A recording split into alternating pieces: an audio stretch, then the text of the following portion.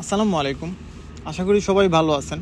তো আজকের এই ভিডিওটা আমার জাস্ট একটা সতর্কবার্তা, আর কিছুই না। আপনারা হয়তো জানেন কেয়ার ভিসা নিয়ে লাস্ট এক বছরে ইউকে হোম অফিস নতুন অনেক নিয়ম আপডেট করছিল। অ্যান্ড মার্চের 11 তারিখের পর থেকে কেয়ার ভিসার যে নতুন সবথেকে বড় যে আপডেটটা আসছিল সেটা হচ্ছে স্পাউস, পার্টনার অথবা ডিপেন্ডেন্ট কাউকে সাথে নিয়ে কেয়ার ভিসায় আপনারা ইউকে আসতে পারবেন না। সিঙ্গেল আসতে পারবেন, একা আসতে পারবেন, কিন্তু সাথে স্পাউস, পার্টনার, ডিপেন্ডেন্ট কাউকেই আনতে পারবেন না ইউকেতে কেয়ার ভিসায়। এই আপডেটের পরে এখন নতুন করে আবার কিছু দালাল চক্র বের হয়েছে বাংলাদেশে, যারা কিনা এখনও বলতেছে যে নতুন করে নাকি আবার কেয়ার ভিসা চালু হয়েছে, আপনারা নাকি চাইলেই ডিপেন্ডেন্ট, পার্টনার অথবা স্পাউস কাউকে সাথে নিয়ে ইউকেতে আসতে পারবেন।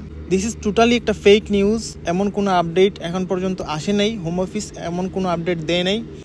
সো আপনারা সবাই একটু সাবধানে থাকবেন। দালাল চক্ররা যদি বলে আপনাদেরকে যে নতুন করে আবার কেয়ার ভিসা চালু হয়েছে, ডিপেন্ডেন্ট সহ আসা যাবে, কখনোই বিশ্বাস করেন না, এদের খপ্পরে পড়েন না, সব সর্বহারা হয়ে যাবে। গত 2 দিন আগে আমার এক ভাইয়ের কাছে, পরিচিত ভাই, ওনার কাছে দালাল নাকি টাকা পয়সা চাইছে। ওনার কাছে বলছে যে কেয়ার ভিসা নাকি নতুন করে আবার চালু হয়েছে, ডিপেন্ডেন্ট ওনার ওয়াইফকে নাকি নিয়ে আসতে পারবে। তো উনি সবসময় আমার ভিডিও দেখে, তো ভিডিও দেখার পরে উনি আমাকে মেসেজ করছে যে ভাই আসলে কি নতুন কোনো নিয়ম চালু হয়েছে নাকি, নতুন করে কি কেয়ার ভিসায় আবার স্পাউস সহ আসা যাবে? বললাম ভাই এদের খবরে পড়েন না, দিস ইজ টোটালি ফেক একটা নিউজ। এমন কোনো আপডেট হোম অফিস দেয় নাই, আর স্টিল নাও কেয়ার ভিসায় ডিপেন্ডেন্ট আনা যায় না, আপনি চাইলে একা আসতে পারবেন। সো এই ব্যাপারগুলো একটু সাবধানে দেখেন। লুবের বশবর্তী হয়ে আসলে কারো কাছে কোনো টাকা পয়সা দিয়েন না, কোনো দালাল চক্রের কাছে টাকা পয়সা দিয়েন না।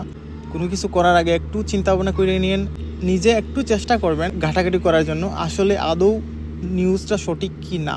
যে কোনো ধরনের ভিসা সংক্রান্ত কন্টিনিউ আপডেট পেতে অবশ্যই আমার চ্যানেলটা সাবস্ক্রাইব করে রাখতে পারেন। সো সেই পর্যন্ত ভালো থাকুন, দেখা হবে পরের কোনো ভিডিওতে। আল্লাহ হাফেজ।